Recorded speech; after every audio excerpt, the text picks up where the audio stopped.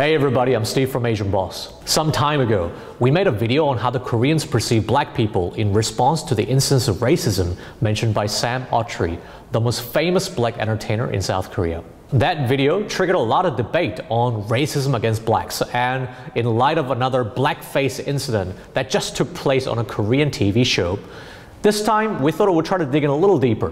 So today we're going to have a small roundtable chat with our friends who have been living in Korea and hopefully can provide additional insight to this whole racism thing. Meet Ziem. Hello. Sandra. Hi. And Sky. Hey, how you guys doing? I'm going to show you a clip of our previous video that we filmed about Korean people's perception of black people in Korea. Maybe we can just watch this first and get into the discussion.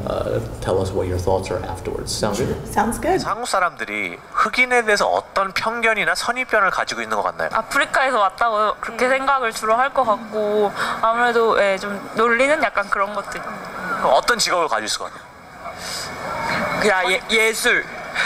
예술이거나 힘을 쓰거나 그런 거. 스포츠 같은. 네. 이제 싸우면은 무조건 진다. 힘이 굉장히 강하다. 제가 이제 농구를 굉장히 좋아하는데 이제 스포츠 같은 걸 해도 이제 굉장히 차이가 많이 나니까. 그러니까 막 흑인은 막 위험하다 이런 선입견이 많이 있는 것 같아요. 막 영화에서도 막 총 쏘고 막 마약하고 이런 것 때문에. 뭐 흑형, 흑누나 그렇게 이렇게 부른다고 하는데 왜 이런 호칭이 생겼다고 생각을 하세요? 아무래도 이제 인종이 다르니까. 굳이 누나, 형. 근데 저는 오히려 더 친근해서 그렇게 편하게 부르려고 흑형 이렇게 하는 것 같아요. 친근하면 좀 누나, 형 이렇게 많이 하니까. 그런 발언 자체가 인종차별적이라고 생각을 해보신 적은 있나요? 그렇죠. 아무래도 모든 이가 형은 아닐 테고 형 누나가 아닐 테고 하나의 단어만으로 묶어버리는 거잖아요. 그래서 그런 게 조금 차별적인 게 아닌가. 시대가 계속 변하면 변할수록 외국인들이 들어오고 같이 사는 거는 어쩔 수 없는 현상이라고 생각하기 때문에 그 사실을 그냥 받아들이고 반대로 우리도 외국에 나가서 차별받지 않기를 원하잖아요. 그런 것처럼 한국에 있는 외국인들한테도 똑같은 마음으로 대하고 해야 된다고 생각해요. So what's your immediate reaction to what you just saw? I think that overall it's a very positive thing. But at the same time, you still see a lot of these stereotypes aren't going away immediately. They kept on going back to athleticism, right? You keep on hearing about everybody running around the street is a Kobe Bryant. So this is something that's not going away anytime soon. Unless even with exposure, it's still there. The part that resonated with the most was when people were giving specific examples or anecdotes of the type of racism that a person of color, specifically black people in Korea, could face. So do you have any personal experience that you've encountered or you've seen or heard? Where to start? There's like little things like people won't sit beside you on the subway, which is, I mean, fine by me, like giving all the space. But then we were out one night at a hip hop night and this girl like stepped on my foot and I was like, oh sorry, you just like stepped on me, and she was like, you nigger, you shouldn't even be in this country. Wow. And I looked at her and I said, you're at a hip hop night, girl. Where do you think that this music came from? And I was like, first of all, precisely. Wow. Don't ever say that word. I'm like, I'm a grown woman now. If it was me in 2003, there would have been no discussion. You would have been, if it was the old me, you would have been, it would have been a different story. Most of the time, when it comes to me, it's about how I look, really. I shared a story on my blog that I just started kind of dealing with some of these things about being on the subway and an older lady just shoving her hands in my hair because I had combed out my hair and I had a big afro. And so I have a shaved head. So in African culture, like especially in South African culture, it's not weird to have a shaved head as a woman. And people are always just like, do you have cancer? Or like, and they have no problems like just touching your head. You guys say all this stuff, and you seem to be taken in a good spirit. So you don't seem super, disillusioned by the whole experience, like, okay, I had enough with this shit. Well, it's funny that you say that. In communities of color, whether you are Asian or whether you come from a background that may be a marginalized background, whether it's black, whether it's even Muslim these days, right? You've got to always try 2 times as hard just to get there, to equal, right? It's not that we don't feel angry or frustrated or upset in any way. Pissed off. Pissed off. Right. But for me, I think it goes in stages. When you first come, it's a shock. And you deal with the anger and you want to go home and you want something familiar and you just go through that anger. But it's kind of, I see it as just pushing through. And right now I'm at a stage where it's like, it's not going to change. Being angry is not going to change anything. It doesn't change anything. It will feed the stereotypes. So if I go on the subway and an old lady pushes me, I have 2 options. Because if you do react to that, exactly, it reinforces the angry, violent. And it's just like the girl said, they're seen as dangerous people. So if you do anything, talk rude back to the lady or anyway, they will just be like, yes. There it is. There it is. Right. That's who they are, right? So you kind of have to learn to always stick with a positive. Do you have any examples of more extreme form of racism that you probably just couldn't even laugh it off? Oh goodness, I'm not necessarily a smaller guy, and so there was one time actually that I was actually leaving the gym, minding my own business, and I literally get tackled by 3 cops. What? And I had no idea what was going on. You know, I was walking down the street, I was jamming in my own world, and then all of a sudden I just like feel like 3 guys on me. They didn't take me down, so if the 4th one got on me, I'm just trying to figure out what's going on.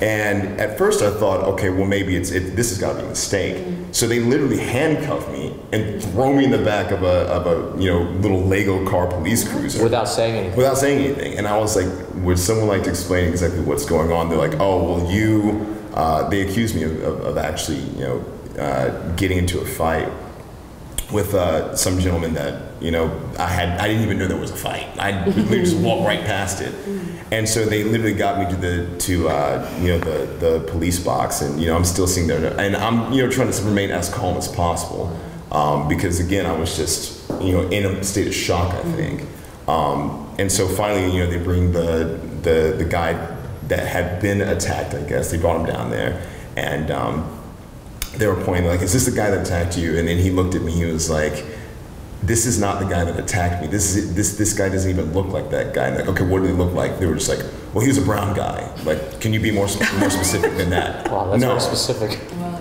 And at the same time, and the funny thing is that the police were actually really seriously thinking that this guy was they're like, oh well, you got hit, maybe you can't remember, like exactly what he looked like. Trying to force a case on trying to force a case on me, and I'm just sitting there thinking to myself like, okay, there's 1 or 2 things I can do here.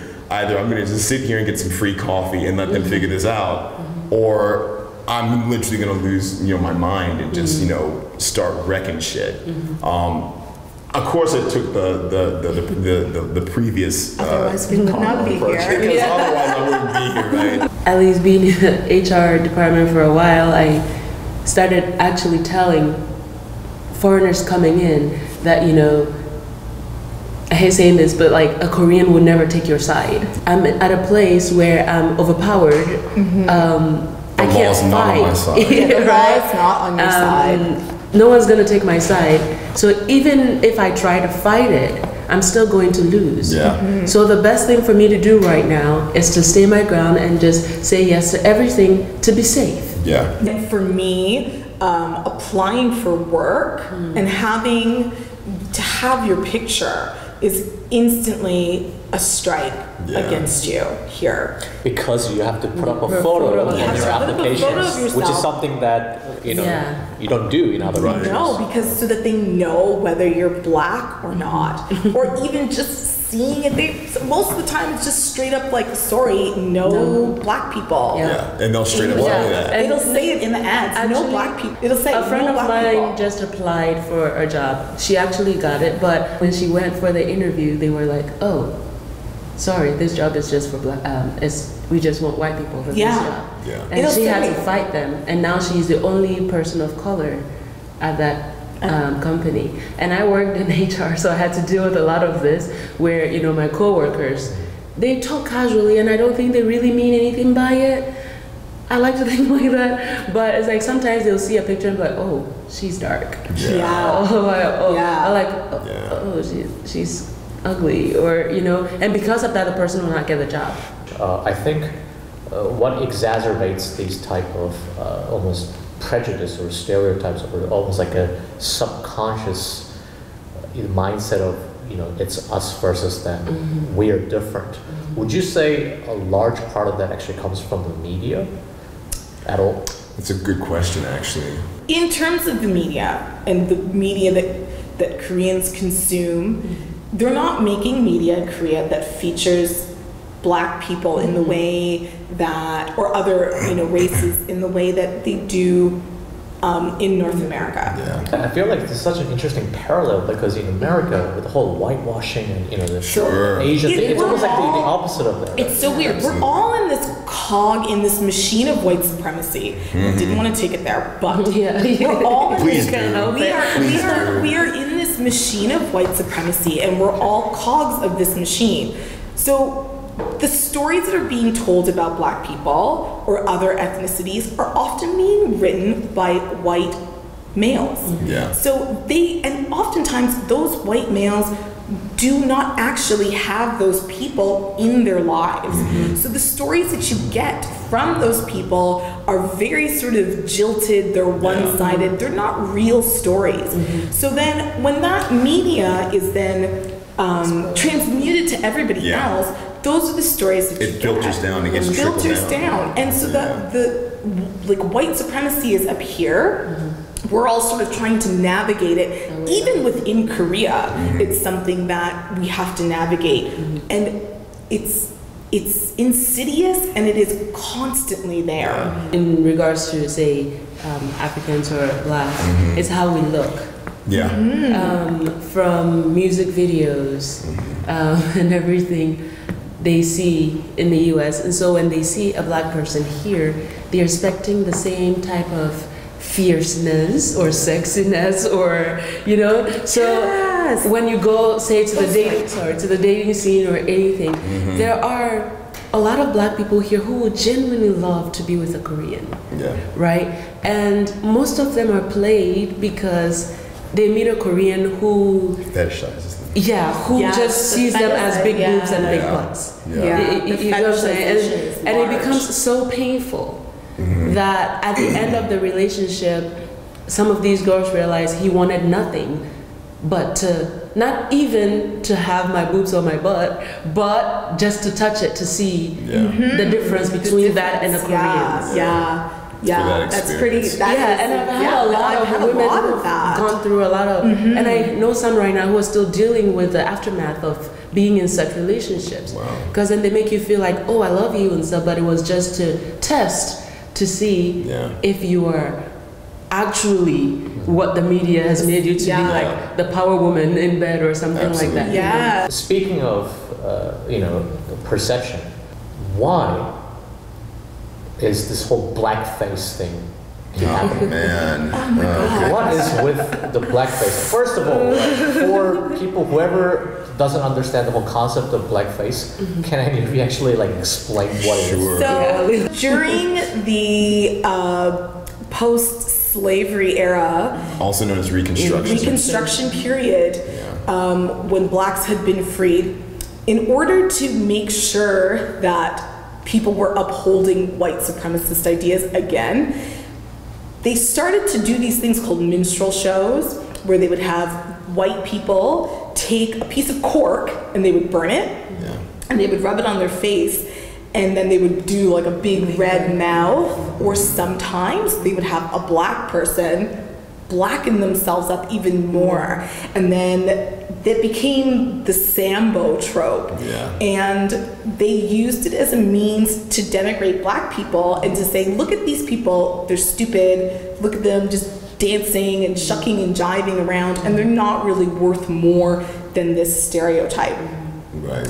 So it became a means to make people feel bad about themselves, but to also uphold the idea that even though they've been freed, they will never be as good as us. Anything more than what they were, which was chattel slaves. In Korea, I was under the impression, especially after having spoken with Sam Okyere, that practice of painting somebody's face black was banned.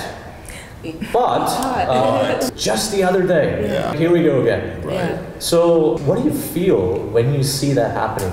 It's disrespectful, stupidity, and that's the only thing that I can say. There's literally no way to get around it because it's disappointing. It is. And it's like thoroughly disappointing. As a whole director, you couldn't take some time to even research to find out why people were angry the first time when these things came out. Or the second time. Or the third time. And so why would you bring it up again? I'm gonna try to play the devil's advocate here.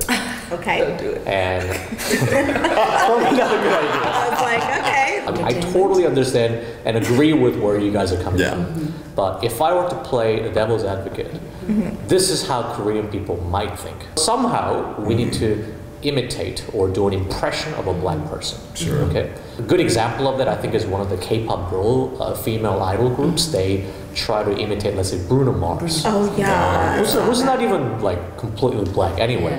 But in order for them to reenact the scene out of, what is it, Uptown Funk. Yes, They dress the way he does, but they brown themselves. Right.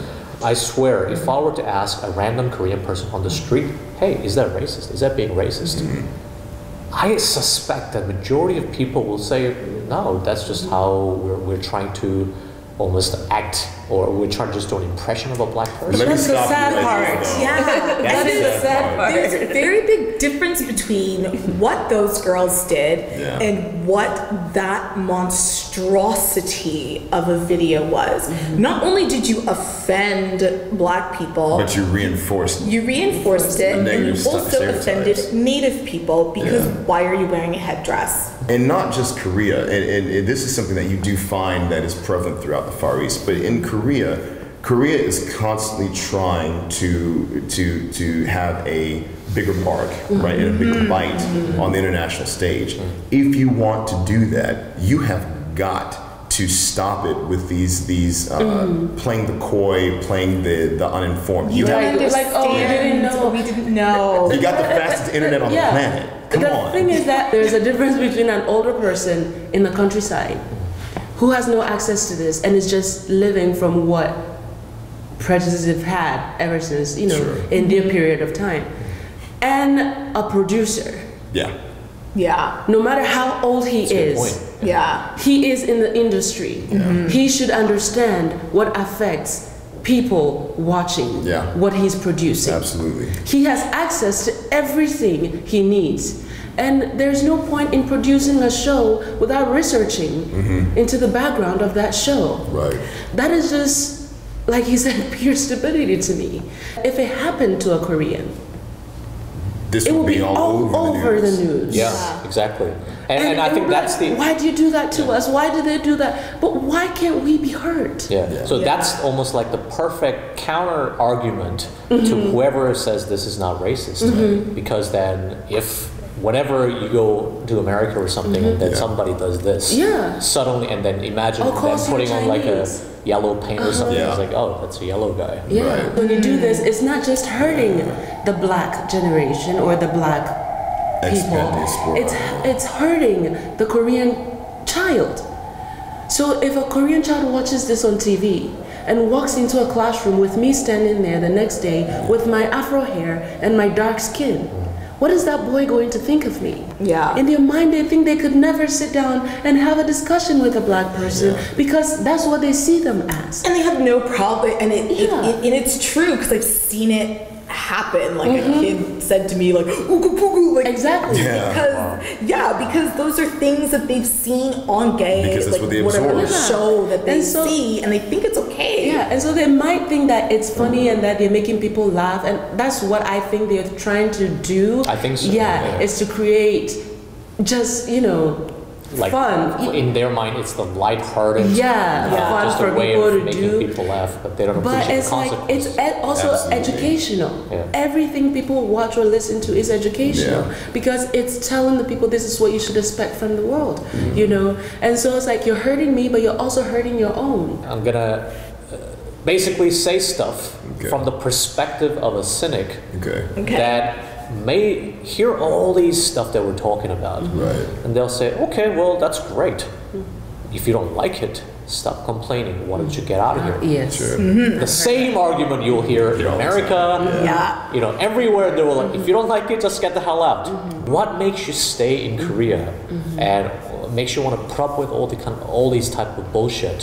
When things do happen, it is usually something that's big, but on the regular, I just go through my day and I'm left alone. But when I go back home, people are constantly questioning you. They're questioning your validity as a human being. There's all sorts of other things that I have to deal with when I go home. And I think it's particularly prevalent when I'm going through the airport. Oh man. Right. I know. Like, it's just so wild. Whereas here people are just like, you're just on the subway, I'm not gonna sit beside you, but nobody's gonna like have a racist tirade on the subway like they do at home. Or expect you to live in a certain neighborhood. Yes, because of your color. Because of your color. Or questioning how you are able to afford the you know what I mean? There's not that sort of element here, which is one of the reasons that I stayed. But another reason that I stayed is that, I don't know, like, that whole you can get out argument to me is just, it's an argument that's used everywhere for people that are kind of just like, we just want things for ourselves. And we don't want to hear it. It's a way to shut you up. It's a way to shut you up. And for me, I'm like, I'm not going to let you do that. I'm going to live here. I'm going to live a good life. And I'm going to change my little babies that I teach. I'm going to change their minds. Because if it wasn't, I'm the only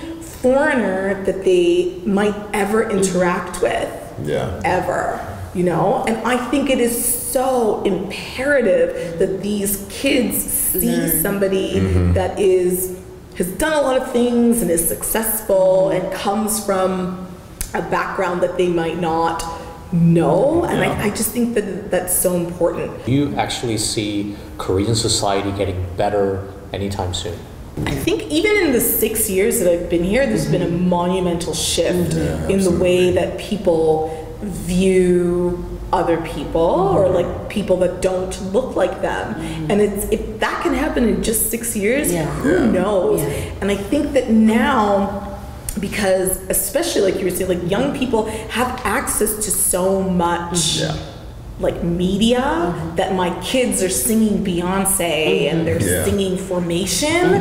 That to me, oh my God, yes. Like you can see that those things, that makes a difference. There's still the problems that are there, but the thing is that the growth is happening. And I think that we're at that point and we've reached the critical mass where now people are becoming awake. And I think I just wanted to share like with people of color as well, like I think this is also a very important point for us to realize that we matter, and we matter in the sense that whatever we do, the people are watching, and whatever we do is influencing. So it's either we feed into the stereotypes or we kind of help people understand us better. Really taking the time to love the people around you, to let them know that we also want the same things they want, to let them know that the same red blood runs through our veins, and stuff like that is something that we also need to really focus on and do more of. Well, I do want to thank you guys for, taking on that responsibility. I feel like this has just been like history lesson or something. Yeah, but thanks a lot for being here. Thank you for letting us do this. This is awesome. Yeah. I'm gonna be on YouTube. You gotta be famous. For more of these in-depth discussions on various social issues and cultural trends from Asia, make sure to subscribe to the Asian Boss YouTube channel. You can also check out a full-length version of our street interview as well as our one-on-one interview with Sam Okyere, which we'll link in the description. Thanks everybody. I'm Steve from Asian Boss. See you in the next video.